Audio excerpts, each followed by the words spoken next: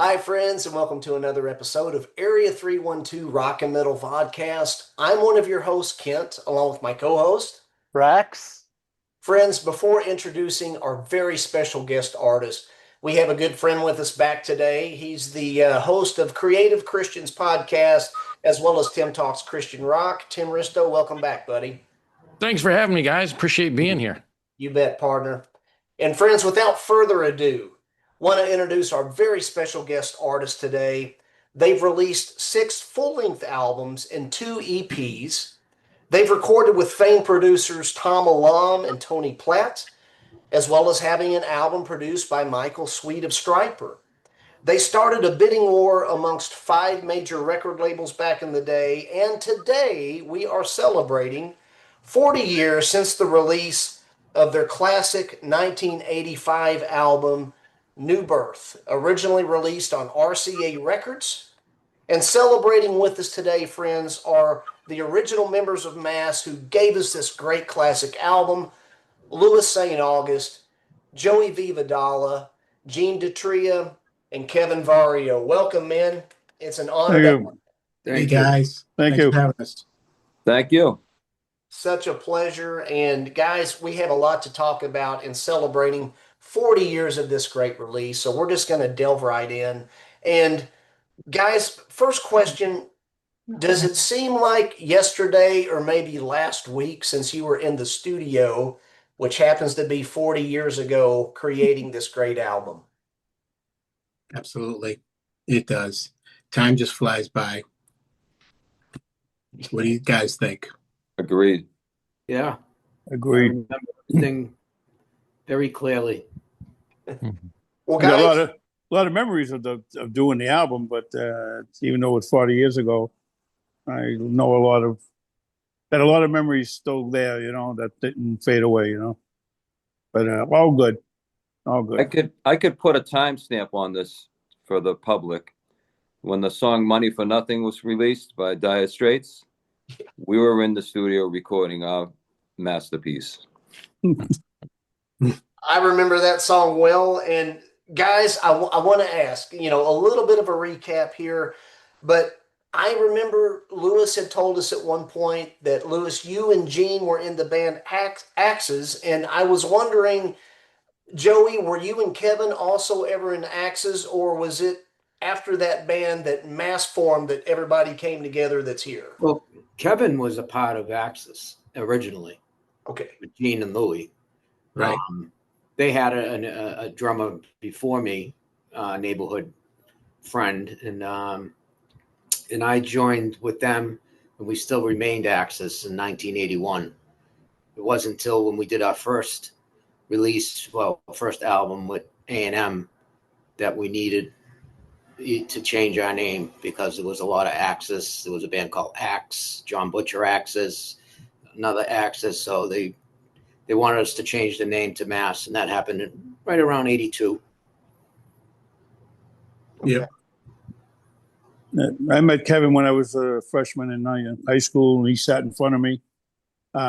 He was a sophomore, and we had a math class together, and I heard him talking to somebody about bass, and I said, "You play bass?" He turned around and said, "Yeah." So I told him I play guitar, and I said I was with my friend Louie. He plays drums at the time, and next thing you know, he's wheeling his amp a mile from his house to Louie's house, and went in his room and just started from there. We were a 3-piece band for a while, So we did our thing. Louie did a lot of singing. Kevin did singing, and after a while, I told Louie to get rid of the drums. He wasn't that good of a drummer. But, and I said, "You need a front man, and you could be a great front man. You got a great voice and all that." And that's what we did. And that's how it all started about as far as being a 4-piece band. I have an idea. Gene, Download this. that story sounds familiar, but I think I was wondering about this. I think the way Louis told it was that you two were childhood friends, and you wanted to play the drums, but Louis insisted that you played guitar. Close. It was he was playing drums, and when he moved down across the street from me had drums in his pickup truck, and we started playing street hockey and all that stuff. And I didn't want to play guitar. I just wanted to play hockey. And Louis said, "No, you can start a band." And I said, "Well, I like to play drums." And I used to sit behind his drums. And he said, "You stink. Get out." So then I said, all right. So then I wanted to play bass for some reason. And then, I don't know, he talked me into playing guitar. And when I received confirmation, I got some money. And Louis said, asked my father, "Can you give Gene $50? There's a guitar we found in a music store." And that's how it all started. And we had some songs too we were writing back then too. It's kind of weird. They stunk, but they were, it's just the idea. No, we did some pretty good things, on the old tape recorder. So that's how it all started over there. Well, and then we met Kevin. And that was. Thank goodness for Louis' insistence and for confirmation, because I'm glad that you've got a guitar in your hand. So yeah, I couldn't hold the drumsticks right either, so I said, "Hell with it." Even trying to be in a marching band, I couldn't do it. So whatever.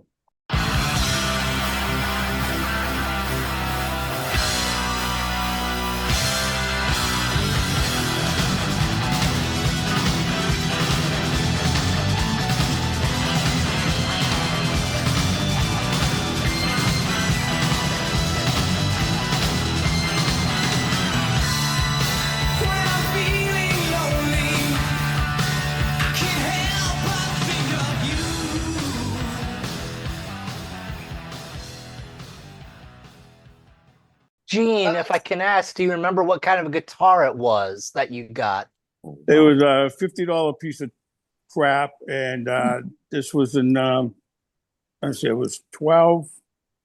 So what is this? 74, and me and Louis went to go see a movie, and across the street was a music store, like a record store, and they had these guitars hanging. It was a copy of a Fender Telecaster. Okay. And it was Sunburst. I remember it was Sunburst. And I ended up, when I got my Fender Strat in 76, we did a show, and I ended up smashing it like Townshend did in the last song of the night. Okay. And, it was a beautiful thing to do, rock and roll moment. Yeah, it was beautiful. I remember. Guys, your first recorded album, it was Fighter, recorded, I believe, in 82. And Tom Alam, noted for Black Sabbath and works with Judas Priest, he was the producer behind this album. Now, along with New Birth and Fighter, my question is, you guys had a great tempered blade between hard rock and metal. Did Tom influence any of the band's early sound with what was recorded on here? Because it was a little bit more raw, as well as New Birth kind of had that sound too. So was any of that due to Tom's production influence, or was that strictly the lead that you guys were pumping out back in the day in 82? That was what we were pumping out. I mean, Tom was very, very, very simple recording. That album was like pretty much recorded live. He just let us record and let us go. And we just, the way that whatever came out the way we were recording it. And he did a few little things, some overdubs, and had some suggestions, but it was all the material that we previously written, and it wasn't really much changing. And so it was pretty much a raw live thing. He didn't change us. He loved the way we sounded and what we were doing. So that's my take on it. Mm-hmm. Yeah, 100%. I was going to say that when we got to the studio in Miami, he was finishing editing Another Thing Coming for the radio. We wanted a shot in it. And we just walked in on the control room, and he's over there doing his thing, and he didn't even turn around yet. And then when he finished doing it, he looked around and he said, and Louis said, "Could you make us sound sort of like that?" It was so big. The sound for that album was so huge. And there's a couple of things that he did, tricks that he did at the end of Fighter. That last note is a deep piano note added to it with a distortion to it. And he did that for Judas Priest a lot too. and little stuff like that, But Yeah. he let us play, and that's what I liked about him.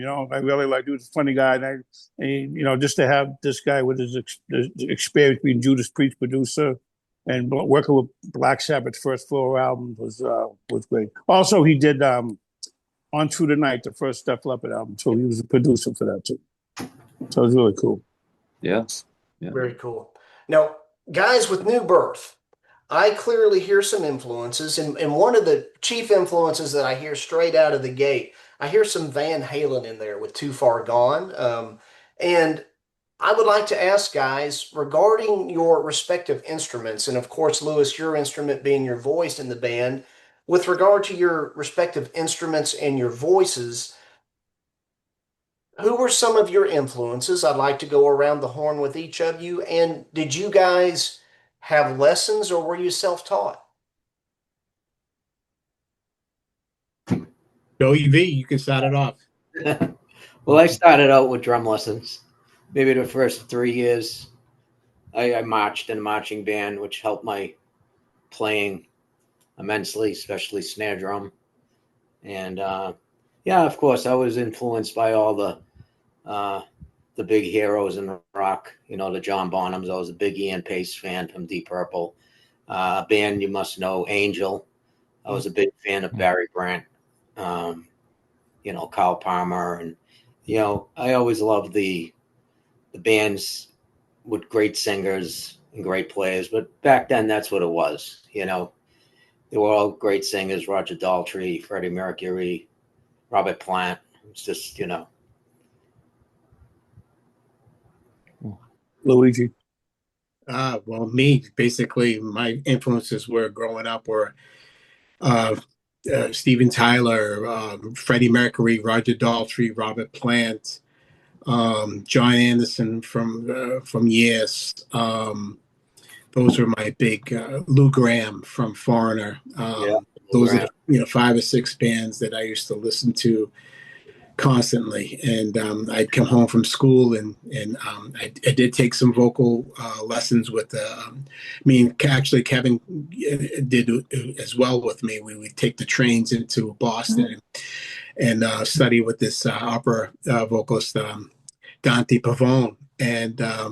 And I'd come home from school and do my breathing exercises and put on my Angel records and Queen records and try to, emulate them and do the best I could. And that's how I learned my chops. And those guys really influenced me the most. Very cool. Very cool. Yeah. Gene, you were into Sabbath and Van Halen, but you can talk about that. Well, I always said that it was the 3 things that made me become a guitar player. It was the Monkees when I was a little kid that maybe got me interested in music. I was a Mike Nesmith fan, but I didn't like his ski hat. But anyways, and then it was the Beatles that wanted me to be in a band, and it was Jimi Hendrix that made me want to be a guitar player. So when I saw Hendrix, that was it. And then from Hendrix, it was Jimmy Page, probably the best songwriter, guitar player, my favorite. And then, of course, when Eddie Van Halen came out, I was in shock. And then my favorite of all time would be Randy Rhoads. Yeah. Randy Rhoads. And then I do like Richie Blackmore. I love Blackmore. I love Yngwie Malmsteen and, so to speak, Steve Vai and all that. But my main all-around guitar player would be Randy Rhoads. I was blessed to see him live in '81.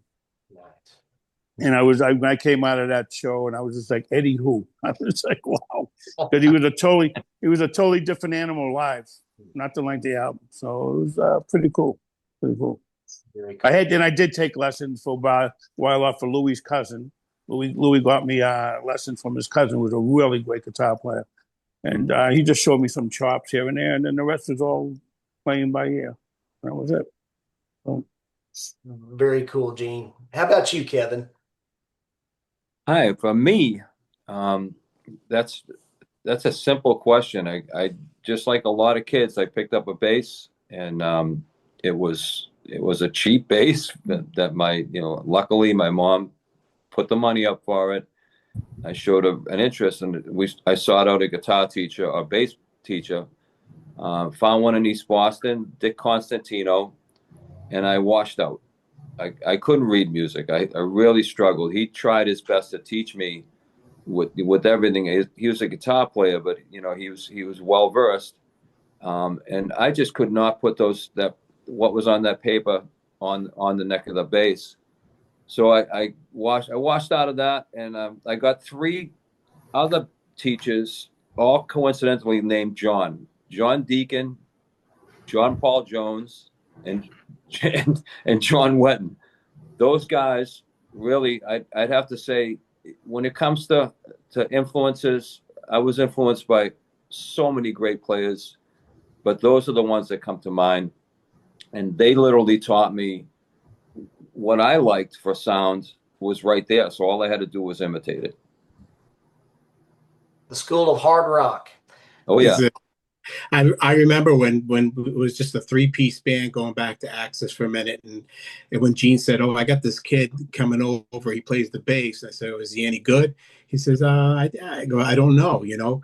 So we told Kevin to learn some songs before he came over, and he learned "You're My Best Friend," John Deacon on the bass, and he played it note from note, and I said, "This kid's good," and that's when I said, "Hey, we got a little band here."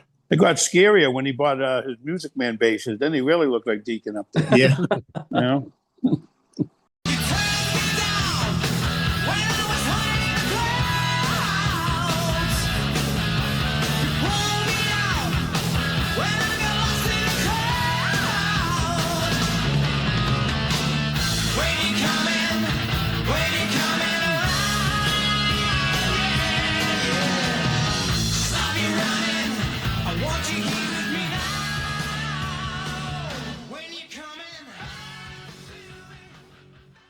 The Mass EP recorded after Fighter, 84 Unchained. Now, guys, please correct me where I might be wrong, but is this the little gem that started the bidding war between labels? And I'd like to ask, I'm curious about this bidding war. How did you guys, how did you know that there was a bidding war amongst these labels clamoring for you guys? And then how did RCA woo the band over other labels such as Atlantic? Lou? We were already signed Oh, a joke. to RCA, and they felt that it was going to be a long time before the album was released.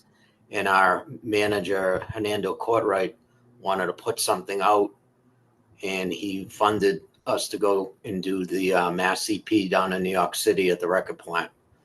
So that came out, and 84. looking good. Yeah, Looking Good was on the radio every single day. BCN loved it, and they were a big influence throughout the country. So that gave other radio stations, a heads up to check out this band. If BCN loves it, then, it must be good, basically, And yeah, so that took off, and it was being played in all the metal shows, Holy One. Right.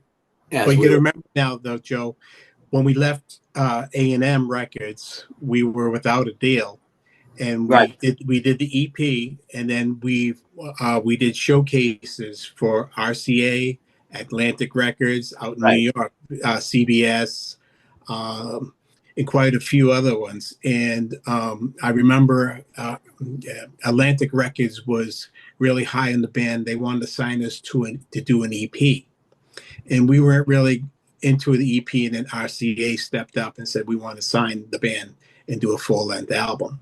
So that's why we went with RCA versus Atlantic. Nice, nice, nice. And guys, so then when New Birth hit, and this Fighter was your first recorded album, but then this was the first, full length that reached the masses. And so Too Far Gone, Watch Her Walk, Do You Love Me, and Voyager, four great songs, four classics in the mass canon. These were select songs that were re-recorded from Fighter onto New Birth. And so, guys, my question is this: was this something that you all wanted to do in saying, okay, Fighter's been temporarily shelved for a bit.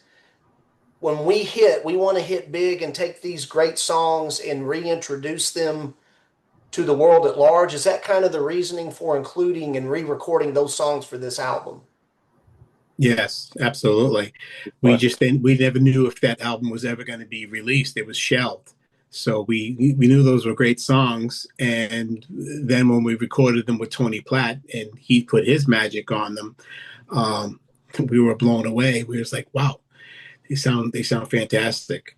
So I'm glad that we incorporated those. Correct, guys? Yeah. Yeah. We recorded, we wrote all those other songs after. We kept 4 off of the A&M album, but then we wrote songs like Crying Alone, Back to Me, Time, Day Without You. Those were all written after, and then we connected them with the 4 off of the A&M album. Correct. Yeah. And Lewis, you had mentioned Tony Platt, and for our friends out there who might not know, guys, friends out there, Tony Platt produced this album, and he has also produced for Cheap Trick, Foreigner, AC/DC, Motorhead, Testament, and others. And guys, I want to ask them with Tony's production. We're celebrating this album today, 40 years since this was initially released in 1985. Guys, 40 years later and looking back, with regard to your respective band role, do you feel that Tony, with his production, did he bring out the best in you and in this album? And another way of saying that might be 40 years later, guys, are you guys still proud to stand behind this album? Absolutely. Yes, definitely. Yeah. Oh yeah, without a doubt. No, he Yeah. did. He brought- did. He brought the best out of us. He brought the best out of me too. And the thing is, with that album, I had a lot of time to work on solos and stuff like that. The last few albums, I just went in the studio and I told the engineer, play the tape. just think of what I can do here, And but I like the solos that I did spontaneous on the other stuff too.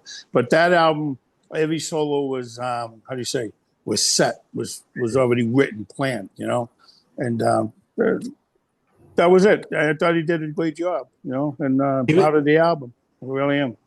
Yeah, he did a great job. He also, I mean, he was meticulous, and he was also proving himself at that point in his career because he had come off of being an engineer with Foreigner, and he handled some of the smaller bands that were, as a producer though he was making his debut pretty much around the time we released that record. Yeah. He was great. He really was great. I think he brought the best out of all of us. And you got to remember too, guys, back then we had a pretty good recording budget. Right. Nowadays, we don't really have that kind of luxury. I mean, we did like 2 weeks pre-production before we even started recording New Birth. And he'd work with us individually. I mean, he'd work with Gene in his solos. He'd work with Joey in some of his drum parts. I don't know if he did much with Kev because Kev was just, but he would work with me in some of my lyrics and it felt like I think I mentioned he felt like he had a microphone down my throat at times, and he seems like he got the best out of my vocal performances, and really pushed us. But we were so I'm thrilled the way it came out. Well, it's a wonderful album. Now, Lewis, I'd like to ask, you mentioned, I've always wondered about this, and I'm so glad you said it. You mentioned pre-production for the album. As a fan of you guys and a host of other bands too, what does that mean exactly? Pre-production for an album back in the day. What did that mean? Well, the record company would put us up. We were actually at this New Birth album. We were out in New York City in the White Mountains. New York State. We were in a barn. They put us in a barn where we all kind of slept upstairs, and then we had our equipment downstairs, which was a lot of fun. All we had to really worry about was just what we're going to eat and rehearsing. And Tony would be there, and he would come over and we'd go over we would choose the songs that we were going to do for the record, and he would work on the songs with us. like I said, I think we worked about 2 weeks before on preparing for the studio. So that's what it was. That's what pre-production was. We got to work with him, and I think even Joey and the other guys went into Todd Redgren's studio to do some pre-production. Well, Bearsville is Todd Rundgren's studio. We went to Todd Rundgren's little house that he had up on the hill, and he had a basement with all equipment. And for some reason, me, Kevin, and Joey were down there, and we were going over some parts. And I think he was working with Louis with other stuff, but he put us down there for a while. So we spent a couple of days at Rundgren's house up there. And but the studio is fully owned by him and somebody else, Bearsville Studios. So pretty cool. The biggest move he made for us was he changed. Well, he advised us to change "Do You Love Me" in the tempo. He felt that the song was very strong. If you listen to the one on the Fighter album, it's more of a ballad. Good point. Slow. There's a middle part that he thought is taking away from a pretty big hit single, which it was and could have even been bigger.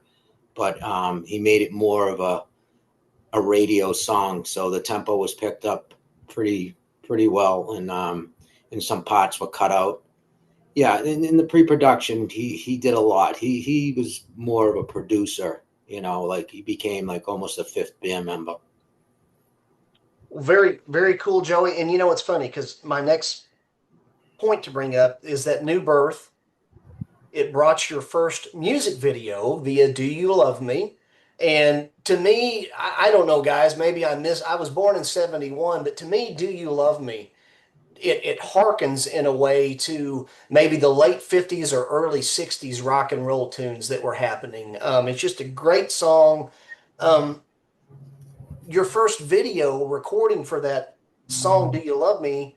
That was produced by Robert Small. And come to find out, he was the same producer who would later co-found MTV Unplugged in 1989. So making your first video for Do You Love Me as heard on New Birth, was that a positive experience for you guys? Oh, it was great. Absolutely. Yeah. Yeah. I think Pat Benatar's husband, Dennis Benatar. Yeah, he was on part of the crew with Robert Small too. Robert Small and Jim Burns, they were founders of Unplugged.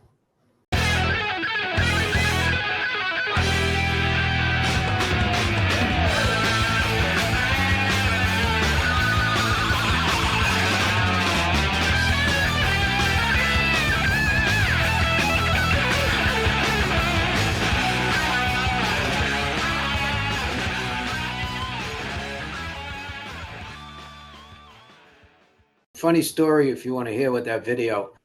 It was originally, and this is back when they were doing a lot of censoring. And originally this video was supposed to be the band was playing in a room and a bus load of Catholic schoolgirls pulls up. And this was actually a script. They came down to our rehearsal studio and they pull up and they come in and they're playing. And then they start to just like dance and I don't know, there's stuff going on and whatever. So the company thought the videos are just a little too risque. So they wanted to tone it down and then just put, they basically just swung it. They says, okay, we're just going to go and keep the rehearsal type of theme, but, nix the Catholic schoolgirls. And, and we just go in the warehouse and set up, there was still girls in the video and it was a very fun video, but it was just a rehearsal. They were part of the road crew team. Yeah. RCA didn't think that was the greatest idea at the time. Apparently they hadn't heard rap yet. Yeah. No Catholic schoolgirls allowed. Banned. So, guys, speaking of producers and production, my first exposure to you guys was actually in 1989 with this great album, Voices in the Night. I was a huge Stryper fan, and it was, through Michael Sweet's producing this album that I was first introduced to you guys. I mentioned this to Lewis before, but just for the record, may I state, when I made the switch, I bought Voices in the Night in 89, and the following year in 1990, I switched to CDs, and I bought two CDs at the same time. Both were Enigma recording artists. And one of the very first CDs, well, my first CD that I bought, along with Baron Cross's State of Control, was Voices in the Night, the original version. Great album, guys. Now, par for the time. At that time in the late 80s, like Voices, along with a host of other hard rock and metal bands, it sported a little more of a radio-friendly hard rock sound with a slicker production. So my question here is, compared to Fighter and New Birth and Take You Home, what are your thoughts on the smoother production compared to your other previous works? Was it something that you guys were fond of doing kind of for the time with a little bit more of a slick production? I thought Michael, I think Michael, a good friend of ours, of course, and he was really perfectionist. I thought he was a perfectionist on the record. I mean, every little thing, especially on guitar parts too. He was, he would grab my guitar and say, "What about if you did something like this?" And then I look at the engineer and I said, "Did you change the tone, the sound?" He goes, "No, that's just in the fingers." I go, "Yeah, that's true. I heard about that." So then, but he was just like bang, bang, bang, And then the song "Chance to Love," I had him do the solo, and then I come in with the harmony part at the end. So that's Michael playing the beginning part of the solo, "Chance to Love," and then I join in with the harmony at the end over there. But he was like dead on. Joey had to play to a metronome over there, like stick, and that's the way he was. But he did his thing, and he got the best out of us too. I think I did a great job with the vocals with Louis and all that too. So yeah, I think it was just it was that time, that era, that sound. We didn't really when we recorded, we really liked what we heard. It was something totally different, like you said, from the New Birth, which is kind of raw and live, more of us live, especially the EP. The EP was a very live feel too. That was recorded live, but Michael made it a little bit more slicker. And we get a lot of people say, "Oh, it sounds very Stryper-ish." Well, you got to remember, Gene used like Michael's amps, and we used the same engineer. Same bass amp. And Joey used a lot of Robert Sweet's samples, drum samples, and for us that was kind of I think I might have mentioned this last time. It was different for us because we recorded this album in various different studios. Like we did the drums in one studio, we did the guitars, I think, in another studio, we did vocals at the Village, and 3 or 4 different studios. So for it to all come together, and it was definitely different, and we enjoyed it, and we really dug the sound when it came out, and we liked it. Yeah, Michael was like not just a producer, but he joined the band for that record, basically. His ideas were fantastic, and how would you not want to use that voice? We just, we had a really good time, and I think that the polished sound was very much a Stryper. You had Michael at the controls, and we just entrusted him, and what we came out with was really, I think, brought out the best in Mass. To be working with somebody. Michael is a natural. He's a natural born producer, natural born musician with great ideas.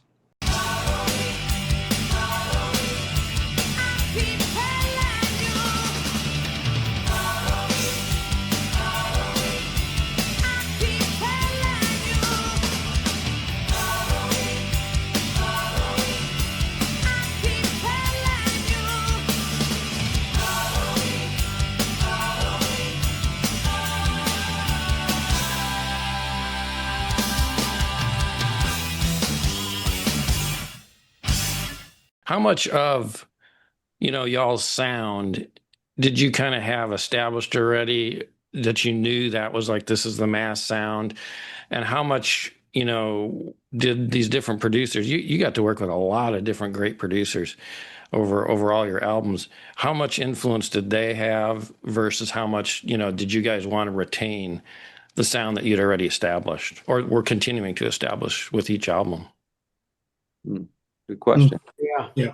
Well, Tony Platt had a future in the sound of this band. He didn't want the band to sound too matured at the time, as he used to put it, too advanced.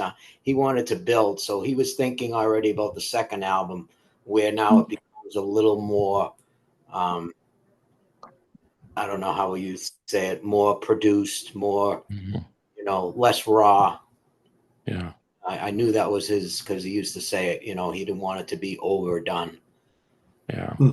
Yeah. But that's why a lot of these albums sound different, because a lot of bands stick with one producer and they go through their career with one guy, and they kind of sound basically the same, which is not a bad thing. Right. We had up and down with sounds because we had different men at the controls. It was still us playing. You knew it was us, but the sound was definitely different. Right. Yeah. One thing I have to say about it is that the sound is us. I mean, but like Joey said, the different producers at the control. But one thing, about the Voices in the Night, all those songs were written before we recorded with Michael. So Michael did not change any of the songs. He just added some, backing vocals or help on some guitars and stuff like that. But he was not involved in any writing or anything like that. All those songs were written in Boston prior to flying out to LA to start recording. Yeah. So he just put his Michael Sweet touch on it, and we got that sound, that Stryper-ish sound for the Voices in the Night record, which some people love and some people. Well, sounds were changing too as the years went on. I mean, an old Aerosmith album from the 70s definitely doesn't sound like the ones that's in the 80s, Right. Yeah. In the late 80s, things became very polished, with the, I hate the term hair metal, but, in that era. Yeah. Right. That sound, everybody kind of had that. Def Leppard, they got really polished, and, that Mutt Lange sound versus their first album. Yeah. I remember sitting with an RCA when we were on RCA Records. We were in New Jersey, and I jumped in the car with Bob Rafisi, and he was in. And this is like to the point about how sound changed for so many bands. And this guy, nice guy, he was in charge of promoting the record, and he said to me, he said, give me 5 more Do You Love Me's. Yeah. And I looked at the guy, and I was like, and I looked at him and I said, we're not a jukebox. You know what I mean? It's like it struck me later on though, to the fact that if you listen too closely to the people who are in your record company, it could spell disaster for your band. And the perfect example of that is the band Hot, where they had a Zeppelin-ish sound, and they took suggestions. I think they felt they took the bait, and they came out with music that was far from what their roots were, and they dressed them up, and they just, they kind of commercialized everything about that band, and it wasn't a good thing in their case. But with us, like to Louis' point, Mass had Louis and Gene were like Rodgers and Hammerstein. They just kept banging out songs, one after the other, after the other, after the other. And the songs, one thing about all the producers we used, they always stayed true and they let us stay true to where, what we were, the real members of the band. And I'm glad we had that happen along our career. Well, Kevin, can I follow up that? You said that Louis and Gene were writing songs. How do you guys write? Does Gene, do you write most of the music, or who comes up with the lyrics? I know every song is different, but like, how do you guys, come up with writing a song? If I could ask that. Where do you get your inspiration from? Yeah. I just pick up the guitar, just come up with some stuff, and try to work along with the main riff, and then I'll bring it down to rehearsal, and I show the guys, and they do what they do. The bass does the bass, whatever, and Joey knows what to do, and Louis, he comes up with his melodies, and Louis comes up with the lyrics. And so it's not like sort of like what happened to Queen when Freddie left the band, and when he wanted to come back, and if you show the movie, it's no more Mercury, May, Deacon, and it was all songs by Queen. Everybody got their 25%, and that's all songs written by Mass, and that's it. You put a foundation, and then you build a cake and the house on top of it. Louis and Gene would have the foundation, and everybody would put in their 2 cents for arrangements. What about this part? How about Gene, do a lead at the end of the song? How about this? It's just a collaboration. But he would come down with the main meat of the song. We'd all put our little ideas in. Absolutely. Yeah. I'm always open for ideas. I just tell the guy put in, I'm not like saying, okay, this is it and this is how it's going to be, blah, blah, blah. So play the riff and everybody takes their part from there,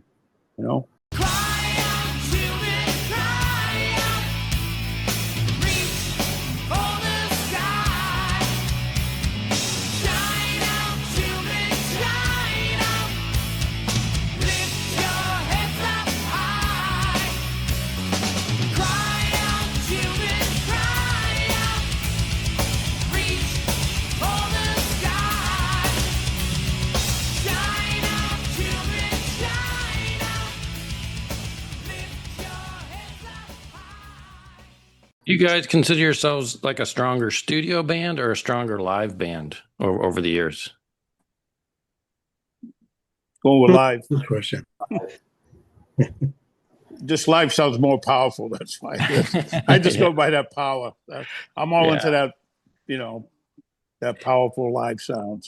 So I love both. I love the stage, and I love recording in the studio. I love doing studio work because I get to sit back and think about it, and so I can add a harmony here, and how would this sound if I do this here? So I love doing that, working with the songs. As the guys, they just like, they do their takes and they're done pretty much, and I just like to concentrate on the melodies a little bit more and work on the harmonies and stuff like that. That's what I love the most. But live is great too. Yeah. When might we see a live Mass album, guys? And if you guys ever entertain that idea, maybe Kevin could come up and on a song or two and kind of make it a complete thing.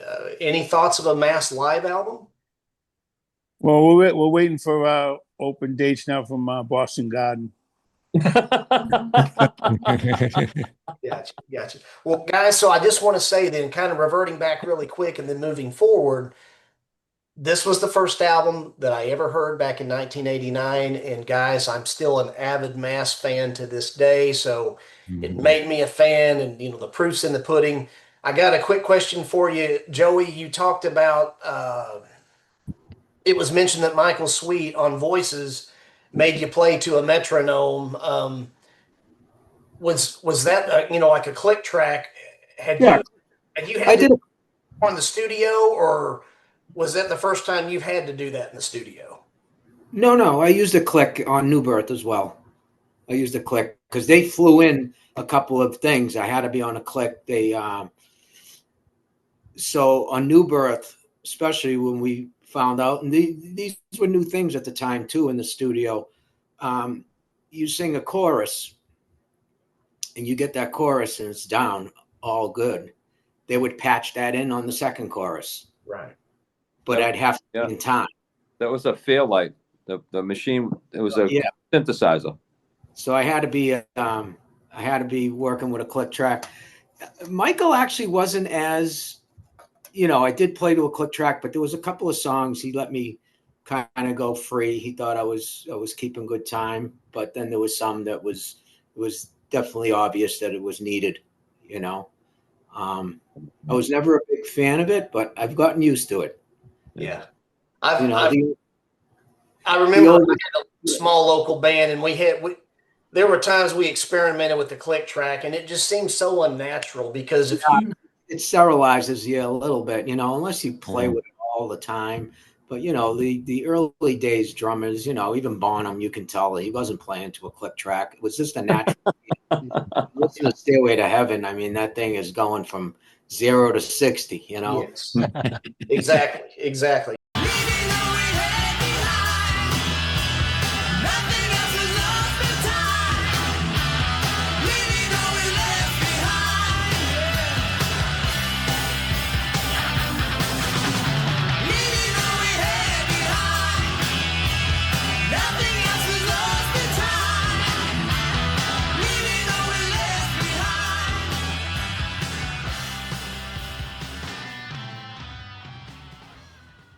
Now, Joey V, while we're talking here, and speaking of Catholic girls, I believe you had the spoken word, if I'm not mistaken, to Watch Her Walk, and you said, "Hey, girls, you into a little walking."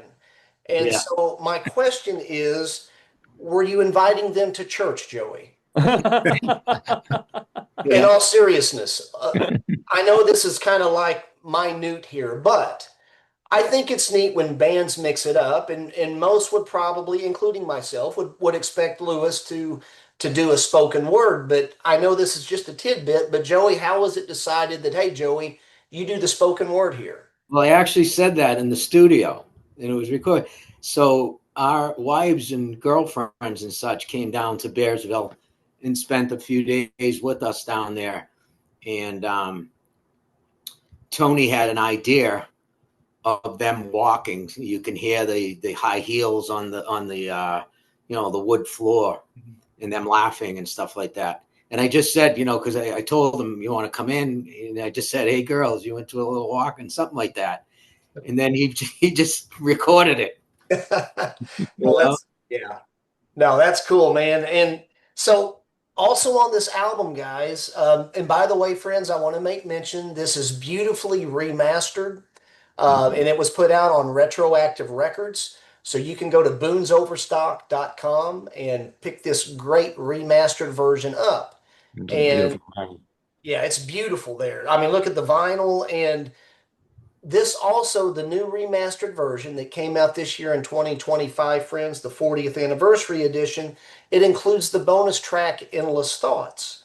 And so, guys, my question regarding that song for this specific release, was that a demo that was retrieved from 1985 and archived until now? Yeah.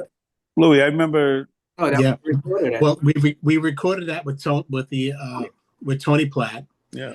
And so we actually recorded 11 songs for this record, and he just felt that we had the song "Day Without You." We had another ballad similar to that song, and he just felt that it was actually a toss up, wasn't it, guys? It was a toss up between "Day Without You" or "Endless Thoughts," and he felt that "Day Without You" was a little bit stronger. So we went with that, and so that was just put away, that song, and it was never really mixed. It was just, We were mixed too. It's right, wasn't mixed. He just put it away, and they just remastered it. So he did it. He mixed that rough mix. He mixed that the day we were leaving Bearsville. And we were like, he goes, "Do you want me to do a quick mix for Endless Thoughts so you can, take it home with you?" And we were like, "Yeah, sure."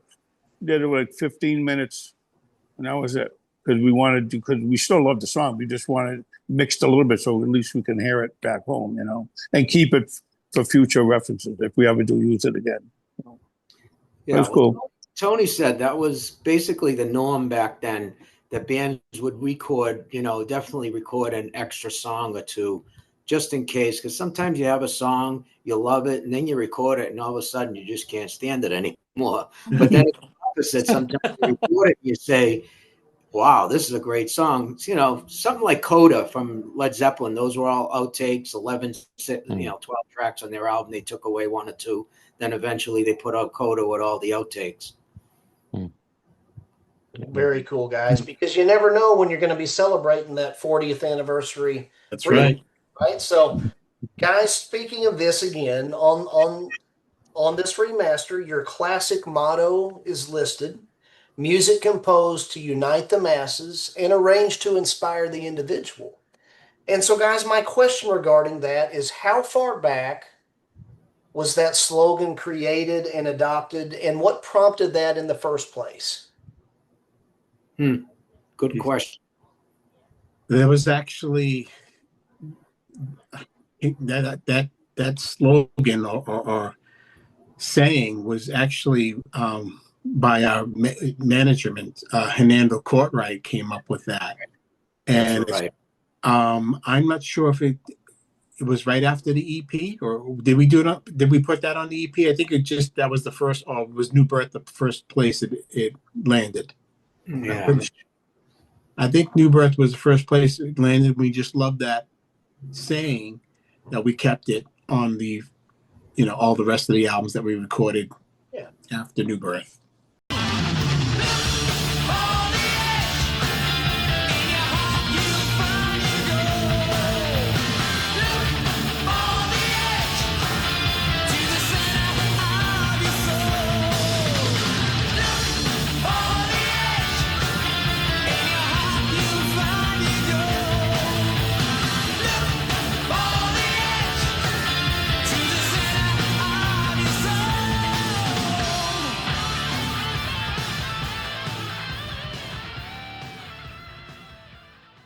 Kevin, I just want to say it's great to see you here with the band in celebration of this great release. Thank you guys for bringing this to us 40 years ago. Kevin, do you keep in touch with your old band brothers here? Do you all kind of from time to time call one another up or you know?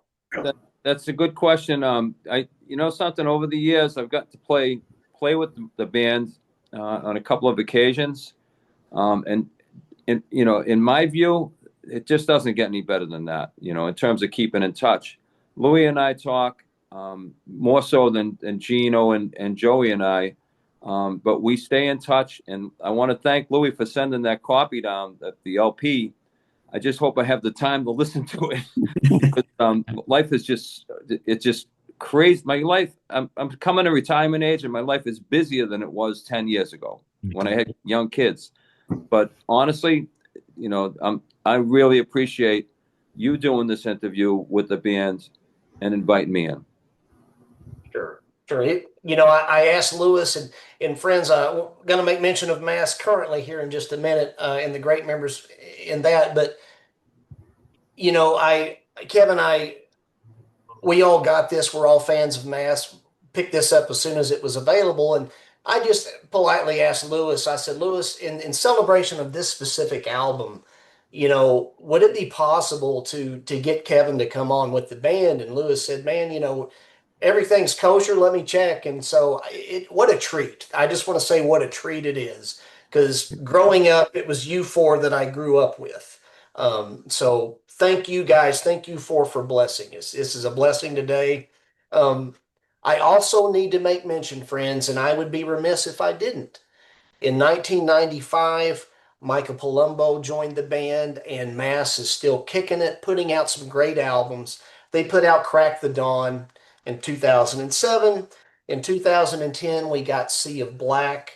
And then the great When Two Worlds Collide, it came out in 2018. And so that includes Michael Palumbo on bass. And also want to make mention of Tom Rossi on the keys, who joins the band. And so, guys, the stuff is great. All of your works are great. And I want to ask, Gene, you and I, we won't mention anything to Lewis, but just between you and me. Well, can you mute Lewis out?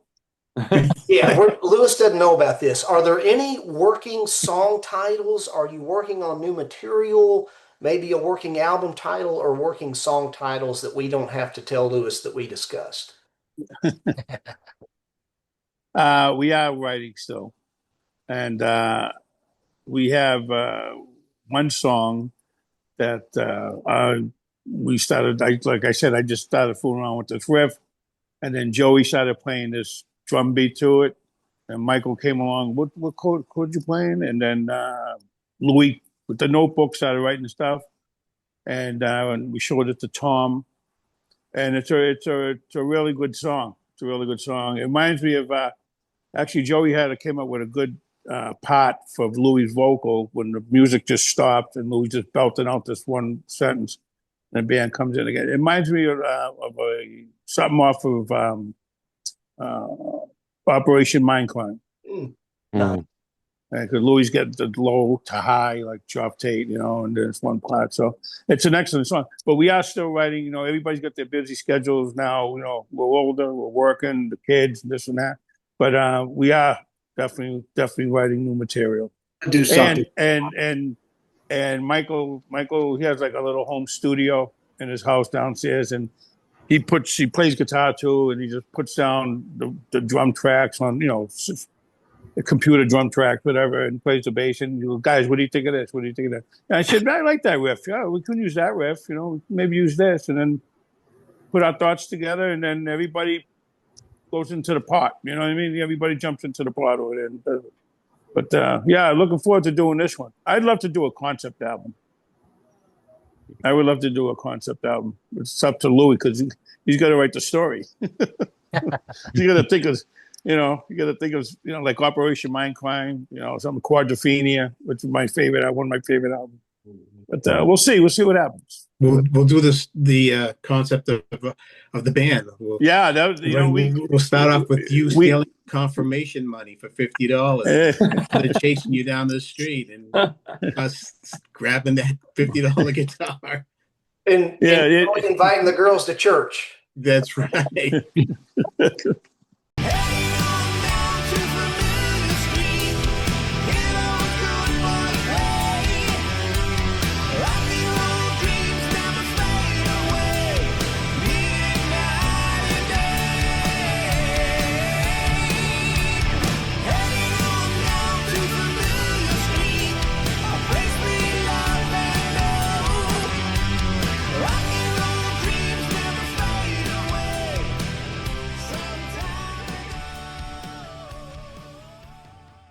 We might see a new Mass album possibly in 2026, or is that still too soon?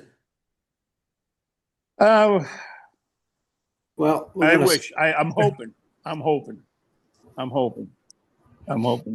mean, we'll just see what happens. As far as getting together. I keep pushing the guys. I keep pushing them. Let's get in the studio. Let's go do something. Record, because I know if I get them in the studio, and just to do a couple of songs, then the ball will start rolling. What I want to mention too is we've written a lot of songs that we'll record, and then 2 weeks later they'll come down, the guys, and say, I don't like that song anymore, and we just drop it. And it's how many songs that we've thrown away, guys, that probably could be great songs or could have been a hit or something, and it's just funny with us. We just so everybody's just funny, so particular about the songs that we like, and we've left a lot of good songs, I think, on the floor. Remember the end of New Birth? So Tony, again, looking into the future, we had a song called Indian Boy. It's still today, I think, is a great song. We wrote it today, Joe. I can't believe we should start off the next record with you doing that. Yeah, well, we recorded, actually, when we were leaving the studio, I got a pair of mallets and I did just a dun dun dun dun dun dun, and that's how New Birth ends. I don't think they put it on this album for some reason. At the end, it fades out because we were going to do the next album with Indian Boy on the album. That never happened. Do you all have? Louis still has the headdress too.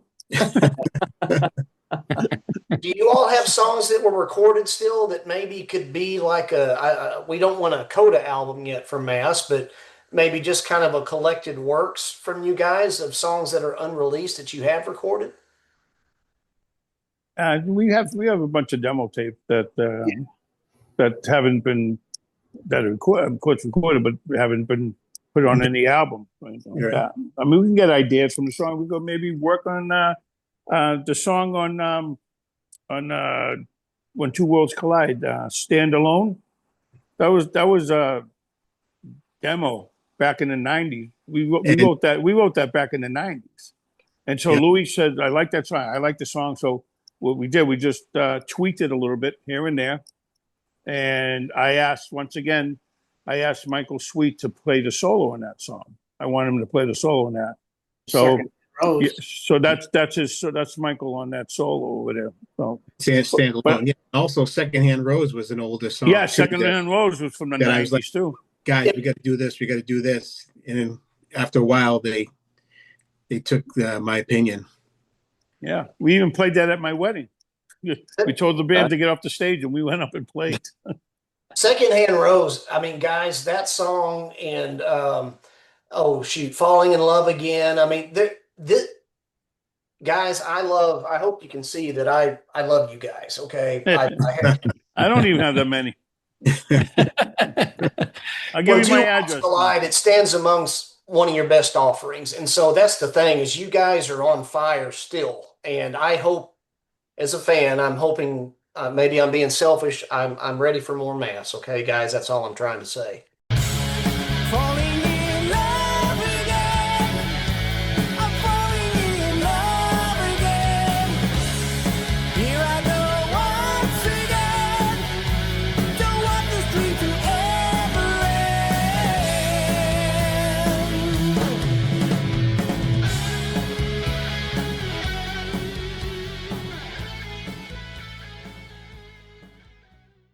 I'm going to throw a real tough question in here, though. I got to ask each of you guys what is your favorite album in your discography? I know that's like asking what's your favorite song, but I mean, which album do you feel shows Mass at its best for each of you? I Jeez. got two. Complete albums. There's no, to me, there's nothing in it that I said, we could have did better, this and that. One was New Birth and When Two Worlds Collide. I love I love them all, Voices, but New Birth is definitely special to me, just from beginning to end. And the same thing with When Two Worlds Collide. I'm gonna go with album number one, of course. Like Van Halen, you got to love Van Halen 1, and Queen too. I'm proud of that album, the way we wrote it, and this and that. But I think our playing and songwriting progressed so much from that album to the last album, When Two Worlds Collide, which I'm very, very proud of. That's one album that when it was recorded, not mixed yet, that I would sit in my couch and listen to it every night with the earbuds on. For some reason, the power in it, and once again, those two ballads, I love those two ballads. Standalone is so powerful. It's so powerful, and I love that song.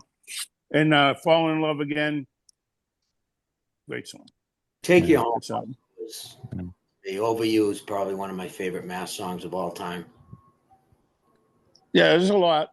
Kev? Well,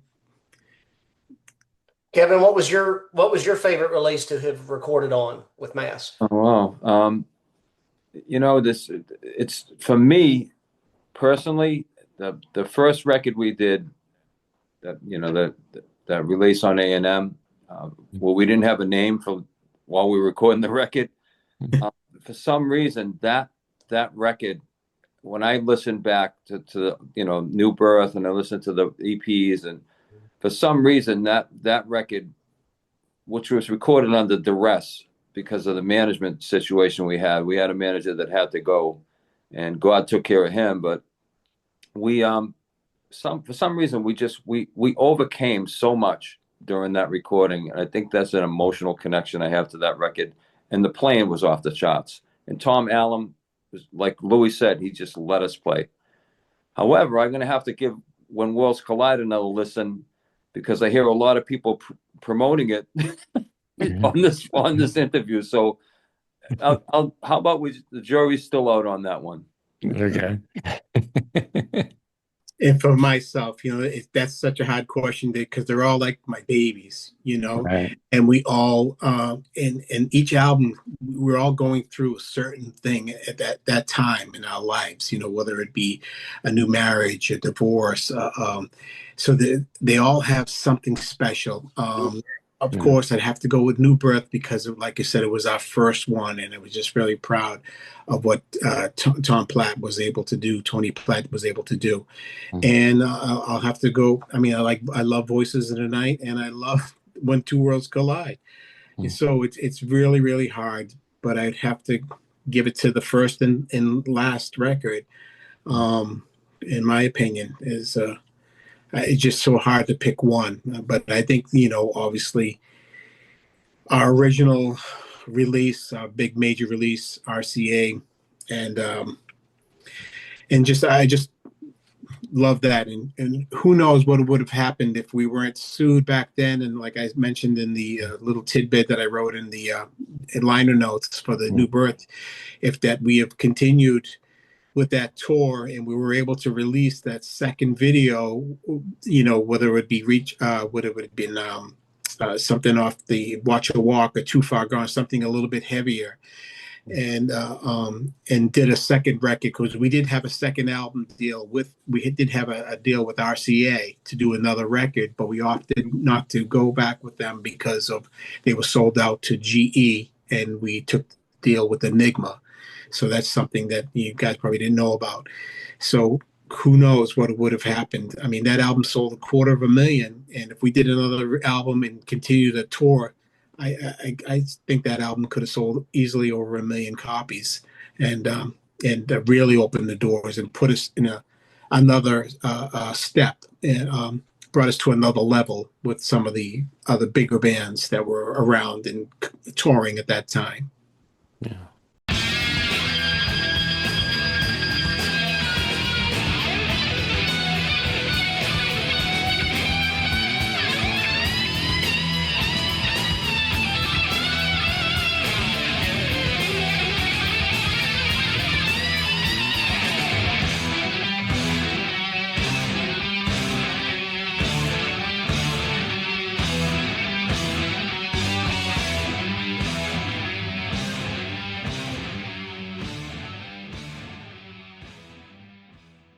Well, you guys are fantastic, and I'd like to say that I love your sound. The proof's in the pudding, because I have all the albums. I just want to say how wonderfully you guys have matured in your music. It still kicks, you still get the let out, but there's a nice maturity that's come about, and I'm super proud of you guys. So, with that said, before we kind of close it out here, Tim and Rex, I'm going to give you guys the floor. Well, I want to say one thing, and I want to thank Lewis for this. There is a hidden gem, and it is very hard to find. It's a song called Under the Gun that was on the Best of Boston Music Showcase Volume 1. I would love to see something with that done again on a new record, your new record. But I want to thank Lewis for sharing that with me. But it's another great song that I wish would get a wider audience. And I just want to thank all you guys for joining us. This has been such an honor to have all you guys with us. So thank you. Very welcome. Yeah, I gotta share that sentiment too. I mean, you guys are incredible musicians. You've created some wonderful albums. I'm a little more of a recent Mass fan. Probably the last 5 years, I really kind of discovered you guys, and man, I'm so grateful I did. I picked up, I think it was the Take Me Home EP first, and then it was Voices in the Night, and from there I was just off and running. So I've loved getting to collect y'all's back catalog. Love all the albums. But you guys are just an amazing talent. Thanks for sticking with it. I'm one of those that I hope the best is yet ahead. I hope you guys do put out some more music. Would love to hear more from you guys. But thanks for sharing your talents with all of us. You're an amazing group of musicians, writers, and players. That it's been an honor to be able to hear your music. You've touched a lot of people, I know, in different ways, and so keep it up, guys. And it's been an honor to be able to ask you guys a few questions here today. Thanks so much for sharing your time with us too. Very welcome. Thank you. Thank you for having us. Thank you very much. So Thank guys, you, Ken. Thank you, Tim. Thank you, Rex. Very Did on much. that. Yeah. Stay tuned. completely close out, we always like to do two things. And number one, I have one last question for each of you. Lewis and Joey, Gene and Kevin, if each of you could make a brief statement to leave a lasting impression with the fans who've appreciated you throughout all these years, what would you wish to tell them? Well, Start with you, Lewis. Geez, thank you so much for the support and for the years of loyalty. I mean, it's amazing. The emails, the text messages, the people that buy the records continue. We're totally blessed. I mean, thank you so much. Thank you very much, everybody. We love you.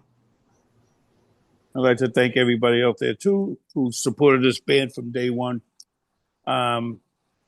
Whatever we went through, they stuck by us, and like Louis said, they continue to buy our records, CDs, and they come to the shows. And there's nothing better than watching them and listening to them sing our songs while we're up there on stage. It's great, and we're going to try to come up with another record and let them sing along to that one too. So, thank you again for all your support for all the years. Thank you. Joey, yes. your turn, Awesome. buddy. Thank everybody. You know, for this to be talking 40 years later, it's just surreal. It's just crazy. You know, we've been blessed. No matter what bad times we went through, we stuck together. The fans are loyal, and you know we're going to continue. I'm not giving up. Right on. Yeah. Yeah, and that was where Joey ended. That's exactly what I'd say to everybody who appreciates Mass from the past and into the future is you know, I think the one thing that, and I got to give Louis the credit here. Whenever I talk to anybody new and introduce the band, I say this guy is the driving force for Mass continuing and never give up. And he's been an inspiration to me from way back when, but especially now. I appreciate, you know, having played with such talented players, and I really appreciate the new fans that jump on board because you keep us going. Thanks. Guys, again, we can't express enough the honor it was to talk with you for today. And I just want to make mention, you know, at the end of every program, myself and Rex and Tim, we are Christ followers. And I know that Mass is a mainstream band. I also greatly appreciate the fact that in your credits and in a lot of your lyrics, you know, you always honor God and you thank the Lord Jesus Christ in your thanks. And that's very special to my heart. So thank you. And at the end of every episode, we have something called the message from home. We like to keep the main thing, and we always pick a song or a song lyric, a title, something that kind of correlates with a brief verse of scripture. And with regard to new birth, guys, I know that Lewis had explained to me one time that it was an opportunity for you guys to start over, a second chance in getting away from a bad man's reputation, shall we say. And so I understand that that's what it means. It also conjures up something in my soul. It makes me think of 2 Corinthians 5:17, and it says this: "Therefore, if anyone is in Christ, the new creation has come.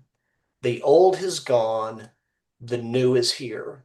And that's talking about being born again, you know, a new birth in Christ. And so I just want to thank you guys for the great music, the great message, and you guys are awesome. Thank you so much for being here today, guys.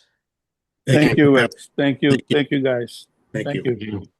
If you guys can hang out one more moment, we'll wave goodbye to our friends, but stick around for one more moment, guys. Take care, everybody, and thanks for watching.